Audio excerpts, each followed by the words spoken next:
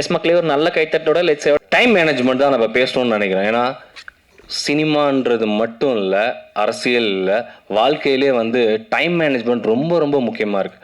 உங்களுக்கு கிடைக்கிற நேரத்தை கரெக்டாக பயன்படுத்திக்கலைன்னா அது எங்கே போய் முடியுன்றது வந்து சமீப காலத்தில் நம்ம பார்த்துட்ருக்கோம். சில சில சில கால தாமதத்தினால ஒரு 41 பேர் இறந்துட்டாங்க. ஆக்சுவலாக நிறையா பார்த்துட்ருக்கோம். அந்த மாதிரி காலதாமதங்கள் அப்படின்றது வந்து எங்கே போய் முடியும்னா நமக்கு அது வந்து பாசிட்டிவில் முடிகிற மாதிரி தெரியல. ஸோ நமக்கு கிடைக்கிற நேரத்தில் கிடைக்கிற விஷயத்த கரெக்டாக அப்ளை பண்ணிட்டோன்னா அது நம்மளுக்கு டெஃபினட்டாக அடுத்தடுத்த விஷயங்கள் கொண்டு போகிறதுக்கு உதவுன்ற விஷயத்த எல்லாருமே மனசில் வச்சுக்கணும். வாய்ப்புகள்ன்றது எல்லாத்துக்கும் கிடைக்கிறது இல்லை. அந்த வாய்ப்பு கிடைக்கிறதுக்கு நிறைய பேர் வந்து வெயிட் பண்ணிகிட்ருக்காங்க. ஸோ கிடைக்கிற வாய்ப்பை கரெக்டாக பயன்படுத்திக்கணும். மிஸ் பண்ணதில் நானும் ஒருத்தன் தான். இப்போ தான் திருப்பி லேர்ன் பண்ணிகிட்ருக்கேன்றதை மேடையில் இருந்திருக்கும் சிறப்பு புதுமுகங்களுக்கு நான் ஒரு சின்ன ஒரு அட்வைஸ்லாம் சொல்ல முடியாது, ஒரு வேர்டாக சொல்லிக்கிறேன். ஆனந்த் சார், அடுத்த ஸ்டேஜ் வரப்போ அடித்து தகுக்கணும் எல்லாம். அதுக்கேற்ற மாதிரி ஒரு விஷயத்த பண்ணிடுங்க. அப்புறம் சுப்பிரமணிய சிவா சார் ஒரு டாபிக் சொன்னார், பேய் வச்சு படம் வேணா ஜெயிச்சிடலாம் அப்படின்னாரு. எனக்கு அப்படியே காதில் கேட்டுது. அதை சுந்தர் சி சார் சொன்னார் அப்படின்ற விஷயத்த அவர் வந்து கன்வே பண்ணார். எனக்கு அது நல்லா இருந்தது. இன்னைக்கு காலையில் ஒரு ஸ்டேட்மெண்ட் பார்க்குறேன். அமீர் சார் வந்து ஒரு ஸ்டேட்மெண்ட் சொல்லியிருக்காரு. கண்ணுக்கு தெரியாத பேயும் சாமி வச்சு ஏன்டா படம் எடுக்கிறீங்க, ஏன் படம் எடுக்கிறீங்க, கண்ணுக்கு தெரிய வச்சு சாதியை வச்சு படம் எடுங்க அப்படின்னு ஒரு ஸ்டேட்மெண்ட் கொடுக்குறாரு. இதில் எந்த ஸ்டேட்மெண்ட் வந்து நமக்கு வந்து பாசிட்டிவாக இருக்குன்னு தெரியல. ஸோ நம்ம போகிற போக்கில் நமக்கு எது நமக்கு பாசிட்டிவாக இருக்கோ, எது நம்மளுக்கு யூஸ்ஃபுல்லாக இருக்கோ அந்த மாதிரி விஷயங்களை மட்டும் நம்ம எடுத்துக்கிட்டு தான் நமக்கு ரொம்ப நல்லதாக இருக்கும்ன்றது என்னுடைய கருத்தாக இருக்குது. மீன்வெயில் வந்து இன்னைக்கு சினிமாவில் செலிப்ரேஷனாக போயிட்டுருக்கிற சில டாப் டைரக்டர்ஸ் உடனே வந்து அவங்கள கூப்பிட்டு பாராட்டுற நம்முடைய CM Udhayanidhi Stalin, deputy CM sir, அவங்களாம் பார்க்குறப்ப ரொம்ப சந்தோஷமாக இருக்குது. ஏன்னா ஒரு படத்துடைய வெற்றியை பார்த்துட்டு உடனே கூப்பிட்டு அவங்கள ஹானர் பண்ணி வாழ்த்துறாங்க. ஸோ சினிமா எங்கே போயிட்டுருக்குன்னா, ஒரு நல்ல படம் பண்ணோம் அப்படின்னா இம்மிடியட்டாக நம்ம வந்து கவர்மெண்ட்டே கூப்பிட்டு வாழ்த்துற அளவுக்குலாம் வாய்ப்புகள் இருக்கிறதுன்றது இயக்குநர்கள் எல்லாம் தெரிஞ்சுக்கிட்டால் அதுக்கேற்ற மாதிரி படங்கள்லாம் எங்களை மாதிரி பட்டிங் ஆக்டர்ஸ் நிறைய பேர் வந்து இன்னும் அந்த ஒரே ஒரு வாய்ப்பு கிடைக்காதா, அந்த ஒரு வாய்ப்பு எங்களுக்கு கரெக்டாக கிடைக்காதா அப்படின்ற விஷயத்த நோக்கி தான் ஓடிட்டுருக்கோம். எல்லாரோட ஆக்டர்ஸோட படத்துக்கும் ஒரே டிக்கெட்டு தான், 200 240 தான் எல்லாருக்குமே டிக்கெட். ஆனால் அந்த விளம்பரங்களை பொறுத்து தான் பெரிய படங்களா சின்ன படங்களா அப்படின்றது டிசைட் ஆகிட்டுருக்கு. ஸோ இங்கே மாற வேண்டியது யாருன்னு தெரியல. நம்ம கேபிள் சங்கர் அண்ணா சொன்ன மாதிரி பெரிய பட்ஜெட் சின்ன பட்ஜெட்டுங்களுக்கு சப்போர்ட் பண்ணுவோம், பெரிய படங்களுக்கு சப்போர்ட் பண்ணுவோம். இங்கே வந்து கருத்து தான், கண்டென்ட்டு தான் படமாக இருக்குது. கண்டென்ட்டை பேஸ் பண்ணி எல்லாரும் நல்ல படங்கள் பண்ணி வெற்றி மேடையாக்கணுன்றது என்னுடைய வாழ்த்துக்கள். வந்திருக்கும் அத்தனை பேருக்கும் இந்த மழைன்னு கூட பார்க்காம இவ்வளோ பேர் இங்கே வந்திருக்கீங்க. ஸோ முதற்கண்டு எல்லாருக்கும் என்னுடைய நன்றியை தெரிவிச்சுக்கிறேன்.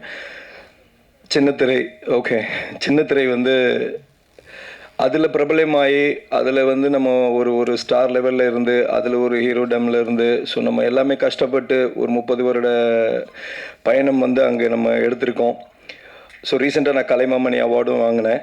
ஸோ சின்ன திரையிலேருந்து வெள்ளித்திரைக்கு வந்து ஒருத்தர் வர்றது எவ்வளோ கஷ்டம் அப்படிங்கிறது வந்து கண்டிப்பாக எல்லாருக்குமே தெரியும். பத்திரிகை நண்பர்களுக்கு கண்டிப்பாக தெரியும். ஏன்னா இங்கேருந்து அங்கே வர்றது வந்து ஒரு டிரான்ஸ்ஃபர்மேஷன் வந்து அவ்வளோ ஈஸி கிடையாது. ஸோ இப்போ ஃபஸ்ட்டு நான் தாரணி அதை பற்றி பேசுகிறேன். தாரணி அதாவது முதல்ல வந்து இப்படி ஒரு புது டீம், எல்லாருமே புதுசு. ஸோ எல்லாருமே புதுசு. ஒரு ப்ரொடியூசர் அதை வந்து தைரியமாக எடுத்து, ஒரு டைரக்டர் வந்து அதை வந்து உருவாக்கி இன்றைக்கி வந்து ஒரு படமாக இங்கே எடுத்துகிட்டு வந்திருக்காங்கன்னா உண்மையிலே அதுக்கு வந்து பயங்கர தைரியம் வேணும். கண்டிப்பாக நீங்கள் ஃபஸ்ட்டு அதுக்கு தான் கைத்தட்டணும். ஏன்னா எல்லாருக்கும் அந்த தைரியம் வராது.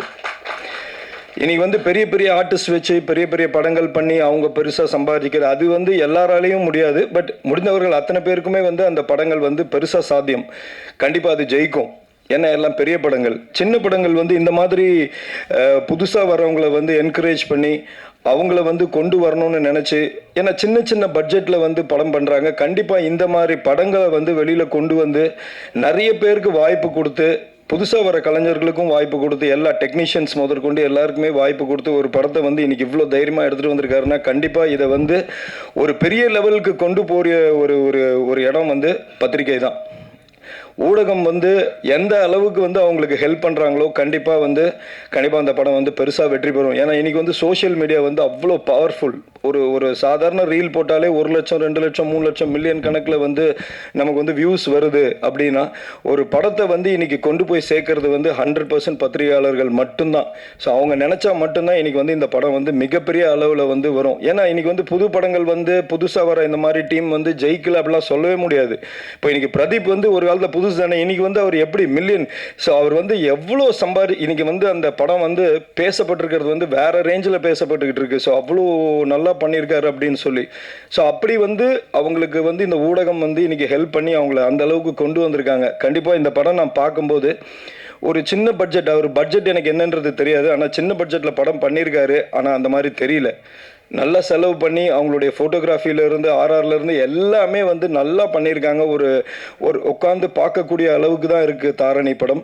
ஸோ கண்டிப்பாக இந்த படம் வந்து மிகப்பெரிய வெற்றி அடையணும். அவர் சார் சொன்ன மாதிரி ஒரு படம் வந்து இன்னைக்கு வந்து ட்ரெய்லர் ரிலீஸ் போட்டிருக்காங்கன்னா அடுத்த படத்துக்கு வந்து அவர் பூஜை போடுறாருன்னா அப்போ அவர் வந்து உண்மையிலே வந்து எப்படி சொல்கிறது, பயங்கர தைரியம் வேணும். ஸோ அதை தான் நான் முதல்ல வந்து டைரக்டர் சாரை நான் பாராட்டுறேன், ஆனந்த் சாரை. ஸோ கண்டிப்பாக வந்து தாரணி வந்து மிகப்பெரிய ஒரு வெற்றி அடையணுன்றதை வந்து நான் மனசார வேண்டிக்கிறேன். ஏன்னா இப்படிப்பட்ட படங்கள் வெற்றி அடைஞ்சாதான் இன்னும் வந்து நிறைய பேர் வந்து புதுசாக உள்ளே வருவாங்க நம்ம இண்டஸ்ட்ரிக்கு. ஸோ எங்களை மாதிரி சின்னத்திரை கலைஞர்களுக்கு வந்து எத்தனை பேர் ஊக்கம் கொடுக்குறாங்கன்றது சத்தியமாக எனக்கு தெரியல. ஏன்னா சின்னத்திரையில் வந்துட்டோம்னா அவங்க வந்து வெள்ளித்திரையில் ஏற்றுக்க மாட்டாங்க அப்படின்றதெல்லாம் ஒரு காலத்தில் இருந்தது. ஆனால் இன்னைக்கு சின்னத்திரையிலேருந்து வெள்ளித்திரைக்கு வந்து பல பேர் சூப்பர் டூப்பர் ஹிட் கொடுத்துக்கிட்டு இருக்காங்க. ஸோ அந்த மாதிரி இருக்க இடத்துல எனக்கும் வந்து அடுத்த படத்தில் வந்து ஒரு பெரிய மெயின் லீட் கேரக்டர் அவர் வந்து ஆனந்த் சார் கொடுத்துருக்காரு. அதுதான் இங்கே நம்ம லான்ச் பண்ணோம், என் திரைன்ற படம், நெக்ஸ்ட் படம். ஸோ ஒரு பெரிய ரோல் எனக்கு கொடுத்துருக்காரு அதில். ஸோ இப்படி ஒரு மனிதர், நல்ல மனசோடு இருக்கிறவர், பல பேரை வாழ வைக்கணும்னு நினைக்கிறவர் வந்து நல்ல பொசிஷனுக்கு வரணும். ஸோ அதுக்கு நீங்கள் எல்லாரும் தான் கண்டிப்பாக வந்து உதவி பண்ணணும். ஸோ மீண்டும் நான் ஏன் பத்திரிகையாளர்களை நான் சொல்லிக்கிட்டே இருக்கிறேன்னா அவங்களால மட்டும்தான் இந்த படம் வந்து பெரிய லெவலுக்கு கொண்டு போக வைக்க முடியும். ஸோ நீங்கள் வந்து கஷ்டப்பட்டுருக்கீங்க ஆனந்த் சார். கண்டிப்பாக இது வந்து உங்களுக்கு உண்டான வந்து வெற்றி வந்து ரொம்ப தூரத்தில் இல்லை. ஸோ கூடிய சீக்கிரம் இதில் உழைச்ச அத்தனை பேர், டெக்னீஷியன்ஸாக இருக்கட்டும், ஆர்டிஸ்டாக இருக்கட்டும், உழைச்ச அத்தனை பேரும் வந்து ஒரு நல்ல பொசிஷனை அடையணும்னு வந்து கடவுளை நான் வேண்டிக்கிறேன். எனக்கு வாய்ப்பு கொடுத்ததுக்கு ஆனந்த் சாருக்கு மிக்க நன்றி. Thank you very much. வணக்கம், ஸ்டேஜில் இருக்கிறவங்களுக்கும் வணக்கம். என்ன பேசுகிறது எனக்கு தெரியல. என்னை இன்வைட் பண்ண செல்வா சாருக்கு ரொம்ப நன்றி, ஆடியோ லஞ்ச் கூப்பிட்டதுக்கு. இந்த மழையிலையும் பார்த்தீங்கன்னா நீங்கள் வந்திருக்கீங்க, அதுக்கு ரொம்ப ஹாப்பியாக இருக்குது. ரொம்ப ஹெல்ப் பண்ணியிருக்கீங்கன்னு நினைக்கிறேன். இதுக்கு ரொம்ப சந்தோஷமாக இருக்குது. டைரக்டர் சார் தாரணி மூவி எடுத்திருக்காரு. ஹீரோயின் மேம் சொல்லியிருக்காங்க அவங்களுக்கு என்ன பேசுறதுன்னு தெரியல, எனக்கும் அதான் தெரியல. அதில் ஒரு சீன் பார்க்கும்போது என்னன்னா லிப் கிஸ் கொடுத்துருப்பாங்க. ஸோ புரியல, என்னுடைய படத்துலேயும் இருந்தது. ரொம்ப கொஞ்சம் கஷ்டமாக இருந்தது. அவங்க நல்லா பண்ணியிருந்தாங்க. ஸோ எனிவே அது ரொம்ப கஷ்டம், அது இஷ்டம் இல்லை, ரொம்ப கஷ்டம். ரொம்ப தேங்க்ஸ். ஃபஸ்ட்டு லீடாக அங்கே பண்ணுறேன். சைட் கேரக்டர் பண்ணியிருக்கேன். 3 or 4 மூவிஸ் தான் பண்ணியிருக்கேன். லீட் என்னை நம்பி கொடுத்ததுக்கு thank you so much sir. Lead பண்ணதுக்கு. ஸோ நிறைய ப்ராப்ளம்ஸ் ஃபேஸ் பண்ணிட்டு தான் நானும் இங்கே வந்து நிற்கிறேன். அதெல்லாம் தாண்டி நிறைய வீட்டில் ப்ராப்ளம் வந்துச்சு. மூவி பண்ண முடியாத அளவுக்கு போச்சு. பட் அதெல்லாம் பார்த்துட்டு இல்லை நீ தான் பண்ணணும் அப்படின்னு சொல்லிட்டு இருந்தீங்க. Thank you so much. டீமும் ரொம்ப சப்போர்ட் பண்ணாங்க. Thank you team. Then family side Karthik thank you so much இங்கே கூட்டு வந்து என்னை விட்டதுக்கு. அவ்வளோதான்.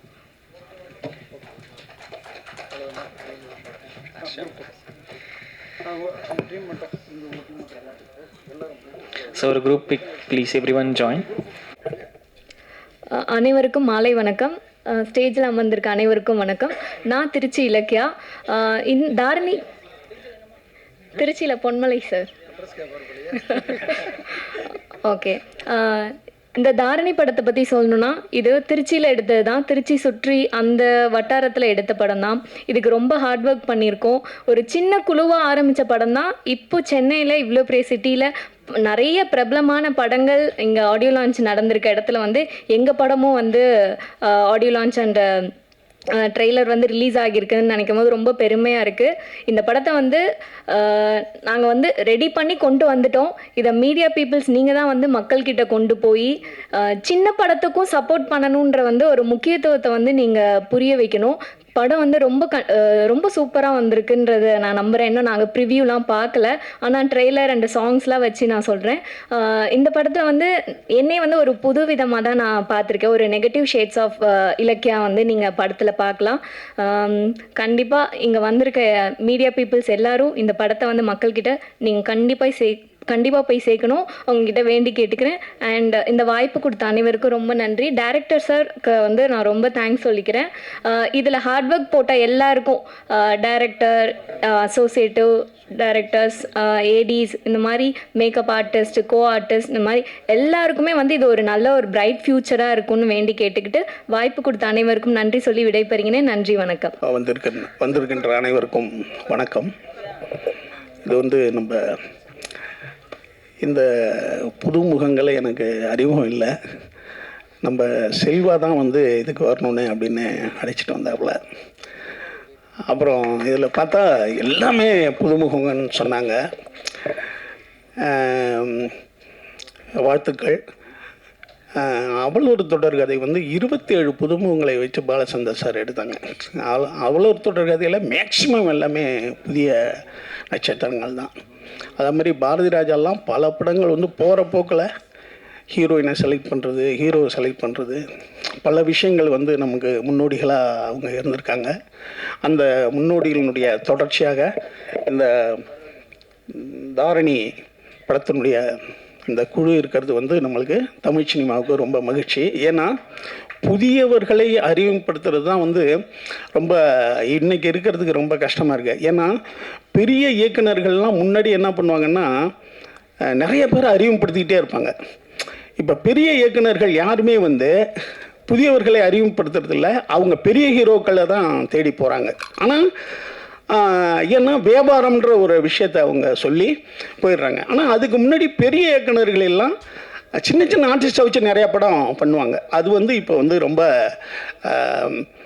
அதான் வியாபாரன்ற ஒரு விஷயத்தில் அவங்க வந்து சொல்லி நம்ம எஸ்கேப் போயிடுறாங்க. இது வந்து இப்போ நம்ம மாஸ்டர் வந்து திருடாதிரி எனக்கு பண்ணாங்க. மாஸ்டர்கிட்ட எனக்கு பிடிச்ச விஷயம் என்னென்னு கேட்டால், இருப்பதை கொண்டு சிறப்பாக எடுக்கிறதுல மாஸ்டர் ரொம்ப முக்கியமானவர். ஏன்னா சினிமாவில் எல்லா நேரத்துலையும் எல்லாம் கிடைக்காது, வாழ்க்கை மாதிரி தான். அதை வந்து மிகச்சிறந்த முறையில் நமக்கு செஞ்சு தர்றவங்க. அப்புறம் இன்னொரு சிறப்பு என்னென்னா, அவர் ஒரு 200 வருஷம் வரைக்கும் நான் வாழுவேன்னு சொல்லியிருக்காரு. அது வந்து மிகப்பெரிய ஒரு விஷயம். ஒருத்தன் வந்து முதல்ல நம்மளை நம்பணும் நம்ம. ஏன்னா அது ரொம்ப முக்கியமானது. இப்போ நான் வந்து ஒரு 25 வருஷமாக மருந்து மாத்திரையே சாப்பிட்டது கிடையாது. எங்கள் அப்பாலாம் 50 வருஷம் மருந்து மாத்திரையே சாப்பிட்டது கிடையாது. எனக்கு தெரிஞ்சு டாக்டர்கிட்டே நாங்கள் போக மாட்டோம். ஏன்னா அப்படி வரும் தலைவலி இதெல்லாம் வரும். ஆனால் ஏதோ சுட தண்ணி கெடு தண்ணி எங்கள் அம்மாவுக்கு ஏதோ ஒன்று காய்ச்சி கொடுத்தாங்கன்னா சாப்பிட்டு சரியாயிடும். அது நாங்கள் மருந்து மாதிரியே சாப்பிட்றதில்ல நாங்கள். ஸோ என்னென்னா முதல்ல நம்மளுக்கு ஒன்றும் இல்லைன்றதை நம்ம நம்பணும். இது ஒன்றும் பெரிய விஷயம் இல்லை, கடந்து போகுன்ற விஷயம். அப்போ அந்த 200 வருஷம் வாழ்றேன்னு சொன்னது வந்து எனக்கு மாஸ்டர்கிட்ட ரொம்ப பிடிச்ச விஷயம். அப்புறம் இப்போ சமீபத்தில் எம்ஜிஆர் ஃபோட்டோ வந்து ஒரு கிழவியை கட்டி பிடிச்சிக்கிட்டு இருப்பார். அது ரொம்ப ஃபேமஸ் ஃபோட்டோ எம்ஜிஆர்து. அந்த விஷயத்தை சொன்னார். அந்த விஷயம் பண்ணும்போது நான் கூட இருந்ததாக சொன்னார். நான் வந்து அதை பார்த்தீங்கன்னா அந்த ஃபோட்டோ நிறைய இடத்துல பார்க்கும்போது இது யார் எடுத்திருப்பா, ஏன்னா அதெல்லாம் வந்து ஐகான்ஸ். அந்த ஃபோட்டோலாம் சிலவங்களுக்கு வாழ்க்கையில் வந்து ரொம்ப முக்கியமான ஃபோட்டோக்கள் அமையும். அதில் வந்து எம்ஜிஆருக்கு அந்த ஃபோட்டோ, எம்ஜிஆர் வந்து குழந்தைங்க கூட சாப்பிட்டுக்கிட்டு உட்காந்துருக்கிற ஃபோட்டோ, இதெல்லாம் ரொம்ப முக்கியமான ஃபோட்டோக்கள். அது வந்து யார் பக்கத்தில் அந்த குழந்தை உட்காந்துருங்கலாம் தேடும்போது இப்போ இந்த ஃபோட்டோனுடைய இது அவர் கூட இருந்தது சொன்னார். எனக்கு ரொம்ப அதை பற்றி பின்னால் நான் நிறையா அவர்கிட்ட தனியாக பேசணுன்னு ஆசைப்பட்றேன். ஏன்னா வாழ்க்கையில் சில ஃபோட்டோக்கள் வந்து நமக்கு வந்து நம்ம நிறைய ஃபோட்டோ எடுப்போம். ஆனால் சில ஃபோட்டோ தான் நமக்கு வந்து, நான் ஒன்று சொல்கிறேன்னு உங்களுக்கு, நம் இருந்தவுடன் நம்ம வீட்டு வெளியில் வைக்க போகிற ஃபோட்டோ எது. இப்போ அந்த ஃபோட்டோ நம்மகிட்ட இருக்கும். பயங்கரமானது இது. அதான் சொல்கிறேன். அப்போ ஒரு ஃபோட்டோ இருக்கும், அந்த ஃபோட்டோ எதுன்றது இப்போ நம்மளால் கண்டுபிடிக்க முடியாது. எந்த ஃபோட்டோ நமக்காக பிரபலப்படுத்த போகுதுன்னு தெரியாது. அதுக்காக சொல்கிறேன். அடுத்தது இந்த படம் ஒரு ஹாரர். எனக்கு வந்து சுந்தர்சி அண்ணன் சொல்லுவார், ஏய் சினிமாவில் மட்டும் பேய் ஏமாத்தாதியா, பேய் நம்மளுக்கு சம்பாரிச்சு தருணுவார் சுந்தர்சி. பேயை நம்புனா சினிமாவில் அவன் சம்பாதிப்பான் அப்படின்னு சொல்லியிருக்காரு. சொன்னார் ஒரு நாள், என்னென்ன சொல்கிறீங்க, உண்மைதான்பா, பேயை மட்டும் ஒருத்தன் நம்பினான்னா அது வந்து சம்பாரித்து கொடுக்கும். ஏன்னா மனிதன் வந்து எதை வந்து எதிரியாக நினைக்கிறானோ அதை விரும்பிட்டான்னு வச்சிங்களேன், அவன் நமக்கு அடிமை. இது வந்து நீங்கள் யாரை வேணாலும் பார்த்துங்க, ஒருத்தவங்க பேசாமே போகிறான்னா நீ வெளியே போய் பேசிட்டீங்கன்னா அவன் வாழ்நாள் பூரா நம்மளுக்கு ரொம்ப நன்றி உள்ளவனாக இருப்பான். அப்படி தான் பேயை வெறுக்கும் மனிதன் பேயை விரும்பும் போது அது நம்மளுக்கு ஏதோ செஞ்சு தருது. அடுத்தது மனிதன் வந்து பயத்தை விரும்புகிறான் அல்லது கெடுதலை விரும்பிக்கிட்டே இருக்கான், நல்லதை தான் விரும்ப மாட்டான். மனிதன் எதெல்லாம் வெறுக்கிறானோ அதை ரொம்ப விரும்பிக்கிட்டு இருக்கான்னு அர்த்தம். நீங்கள் அதிகமாக ஒரு விஷயத்தை வெறுக்கிறீங்கன்னா பின்னால் அதை விரும்பிட்டீங்கன்னா அதை நீங்கள் விடவே மாட்டீங்க. இப்படி ஒரு இது இருக்கு. அப்போ வந்து இந்த பேய் வந்து இன்னைக்கு சினிமாவில் வந்து பயம்ன்ற ஒரு விஷயத்தை மீறி சினிமாவில் வந்து விரும்பப்படுறது எதுக்குன்னா அந்த பயத்தை நம்ம விரும்புகிறோம். இதெல்லாம் வந்து ட்ராகுலான்னு சொல்லிட்டு 1931 இதனுடைய முன்னோடி இருக்குது. 1931 தான் இந்த மாதிரி பயங்கரமான படங்களை எடுத்தாங்க. 31 தான் அதுதான் இது. அது வந்து கழுத்தை கடிக்கும்னு சொல்லுவாங்க, ரத்தம் கக்கிடும் பார்த்தா அப்படின்னு இந்த மாதிரிலாம் இருந்தது. அடுத்தது எங்கள் காலத்தில் வந்து எக்ஸாசிஸ்ட்னு ஒரு படம் இருந்தது. அது தனியாக பார்த்துட்டா பரிசுலாம் சொல்லுவாங்க. ஒரு தேட்டரில் அந்த படம் ஓடும், தனியாக ஒருத்தவன் பார்க்கணும், பயப்படாமல் பார்த்துட்டானா அவனுக்கு பரிசுன்னு சொல்லுவாங்க. அதே மாதிரி நம்ம இதில் பேய்க்கதை மன்னன் பிடி சாமின்னு ஒருத்தர் இருந்தார். ஒரு பேய்க்கதை தான் எழுதுவார் எப்போ பார்த்தாலும்.